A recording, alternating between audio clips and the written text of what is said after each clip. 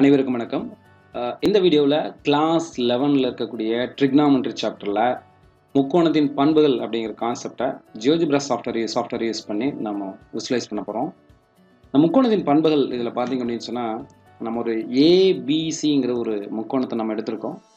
இந்த முக்கோணத்துக்கு வந்து பார்த்திங்கன்னா 3 முனைகள் இருக்குது, ஏ, பி அண்ட் சி. இந்த கோணங்கள் வந்து பார்த்திங்கன்னா ஆல்ஃபா, பீட்டா, காமான்னு சொல்லி 3 கோணங்கள் எடுத்திருக்கோம். இந்த ஆல்ஃபா அப்படிங்கிற ஆங்கிளுக்கு ஆப்போசிட் சைடு வந்து பார்த்திங்கன்னா ஏன்னு இருக்குது, பீட்டாவுக்கு பின்னு இருக்குது, காமாவுக்கு சின்னு இருக்குது.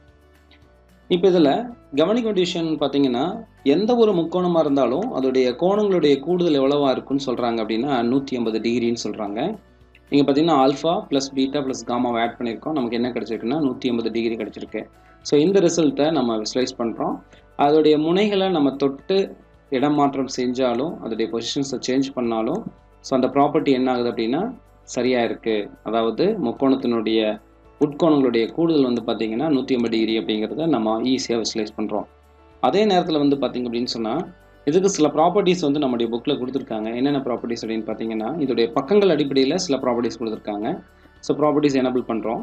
ஃபஸ்ட்டு ஒன்று பாருங்கள், A plus B greater than C.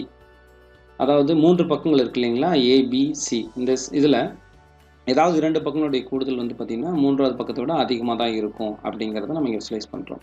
அதே போல் இங்கே B plus C greater than A and A plus C greater than B. இப்போ இந்த முக்கோணத்தினுடைய உச்சி புள்ளிகளை ஏதாவது ஒன்றை தொட்டு நம்ம ட்ராக் அண்ட் மூவ் பண்ணலாம். இப்போ பாருங்கள், தொடர்ந்து அதோடைய ப்ராப்பர்ட்டிஸ் எல்லாமே என்ன ஆகுது அப்படின்னா ட்ரூவாக இருக்குது. ஸோ இந்த மாதிரி விசுவலைஸ் பண்ணி நம்ம ஸ்டூடெண்ட்ஸ்க்கு எடுத்துகிட்டு போகும்போது பார்த்திங்க அப்படின்னு சொன்னால் இந்த ட்ரையாங்கிள்ஸோடைய ப்ராப்பர்ட்டிஸை அவங்க ஈஸியாக அண்டர்ஸ்டாண்ட் பண்ணிக்குவாங்க. இதோட மட்டும் இல்லாமல் நம்ம டெக்ஸ்ட் புக்கில் அடிஷ்னலாக அவங்க என்ன சொல்லியிருக்காங்க அப்படின்னு பார்த்தீங்கன்னா ஒரு முக்கோணத்தின் 3 முனைகளின் வழியாக செல்லக்கூடிய ஒரு வட்டத்தை அவங்க என்ன சொல்கிறாங்கன்னா சுற்று வட்டம் அப்படின்னு சொல்கிறாங்க. பாருங்கள், இங்கே சர்க்கிள் எனபிள் பண்ணுறேன். இந்த சர்க்கிள் பாருங்கள், இந்த 3 புள்ளிகள் வழியாக செல்லக்கூடியதாக இருக்குது. அதே நேரத்தில் சுற்று வட்டத்தின் மையம், அதுக்கு ஒரு மையம் இருக்குது. ஸோ சென்டர் கொடுத்தீங்கன்னா ஸோ இதுதான் அதோடைய சென்டர் பாயிண்ட். இப்போ நீங்கள் இதை மூவ் பண்ணிங்கன்னா இந்த சென்டர் பாயிண்ட் என்ன ஆகும்னா மூவ் ஆகிட்டே இருக்கும். ஏன்னா இது வந்து ஒரு கார்டீசியன் தளத்தில் இருக்குது. ஸோ கார்டீசியன் தளத்தில் வந்து அந்த புள்ளியோடைய பொசிஷன் தான் நமக்கே காட்டுறோம். ஸோ இப்போ வந்து இப்போது ஏபியை நம்ம வந்து கிளிக் பண்ணி ட்ராக் அண்ட் மூவ் பண்ணுவோம். ஸ்டில் என்ன ஆகுது அப்படின்னு பார்த்தீங்கன்னா இந்த ப்ராப்பர்ட்டி வந்து ஹோல்ட் ஆகுது. ஸோ இந்த மாதிரி நம்முடைய ஸ்டூடெண்ட்ஸுக்கு முக்கோணத்தின் பண்புகளை நம்ம எடுத்துக்கொண்டு போய் நம்முடைய ஹைடெக் லேப் மூலிமா ஃபோக்கஸ் பண்ணோம் அப்படின்னா ஸ்டூடெண்ட்ஸோட லேர்னிங் வந்து ரொம்ப இம்ப்ரூவ் ஆகும். அதே நேரத்தில் ஸோ இந்த ப்ராப்பர்ட்டிஸ் எல்லாத்தையும் அவங்க விசுவலைஸ் பண்ணி பார்க்குறதுக்கு ஒரு நல்ல ஒரு வாய்ப்பாக இருக்கும்.